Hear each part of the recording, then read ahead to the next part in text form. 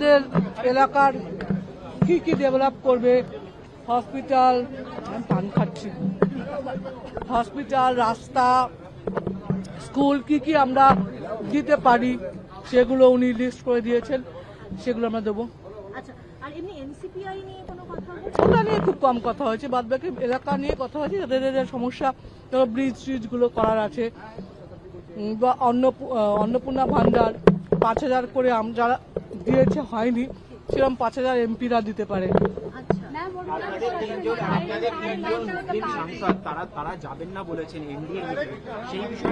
না, ND meeting না গেলে ঠিক আছে, আমরা তো আছে, আমাদের সঙ্গে নিয়ে এটা তো কথা নয়।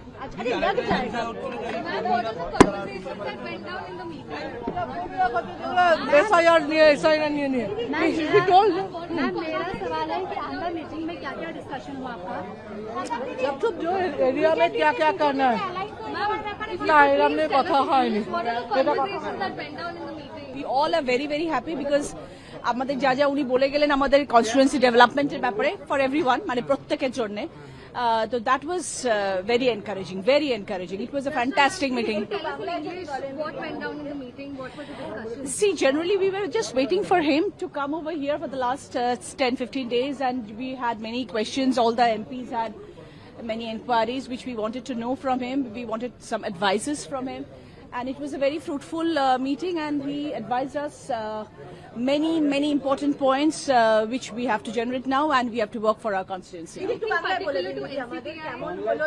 No, it's generally because of our main agenda was what are the next itinerary, how we will progress with our work, how can we do some good development in our constituency. That was our main agenda.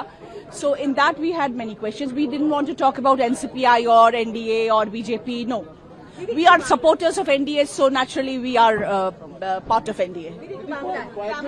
কয়েকজন MP তো এনডিএতে যোগদান নিয়ে এখনো বলছেন, সেটা নিয়ে কোনো আলোচনা হলো?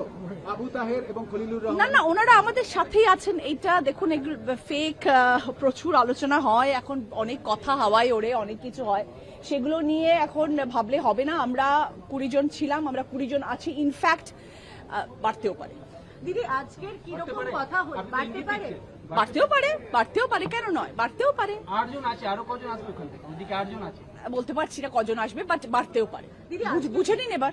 আজকের মিটিংটা কেমন হলো সেটা একটু জানাবেন। দেখুন, আমরা অনেকদিন ধরে অপেক্ষায় ছিলাম যে আমরা অনারেবল সিএম এর সাথে একটু বসবো, এবং এই মিটিংটা আমরা, যেহেতু আমাদের এখন সেশন চলছে পার্লামেন্টে, তো আমরা সবাই এমপিরা এখানেই রয়েছি, তো আমরা চেয়েছিলাম যে এখানে আমাদের হোক, তো সেই জন্যই